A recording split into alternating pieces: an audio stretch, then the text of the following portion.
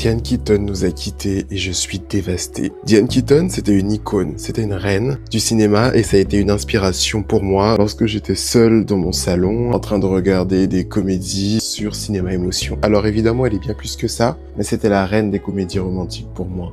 Puisque j'ai grandi à une époque où elle était très présente dans beaucoup de comédies romantiques. Un des films qui m'a le plus marqué s'appelle Something's Gotta Give. Et je pense que beaucoup de personnes ont été marquées par ce film. C'est une histoire d'amour entre une dramaturge indépendante, financièrement et intellectuellement, qui tombe amoureuse d'un homme plus âgé également, mais qui a toujours été habitué à sortir avec des femmes beaucoup plus jeunes. Et une histoire d'amour naît, avec toutes les complications que cela entraîne. L'homme prend peur pour les sentiments qu'il développe pour elle. Et s'ensuit une des scènes les plus iconiques du cinéma. De façon incroyablement dramatique, encore pire que Kim Kardashian qui perd sa boucle d'oreille en diamant dans l'eau. Elle se met à pleurer et à écrire en même temps sa pièce de théâtre. Le setup est complètement hilarant, quoi. Imaginez, vous êtes en train de chialer et vous êtes en train d'écrire une des plus belles pièces de votre carrière dans un moment cathartique qui est accentué par le mix comédie et tristesse du moment. Vraiment pur cinéma. Bref, Diane Keaton, c'était ça pour moi. C'était cette capacité à incarner ses émotions, somme toute dramatisées, mais si drôle. C'est cette finesse dans le jeu, c'est cette acuité,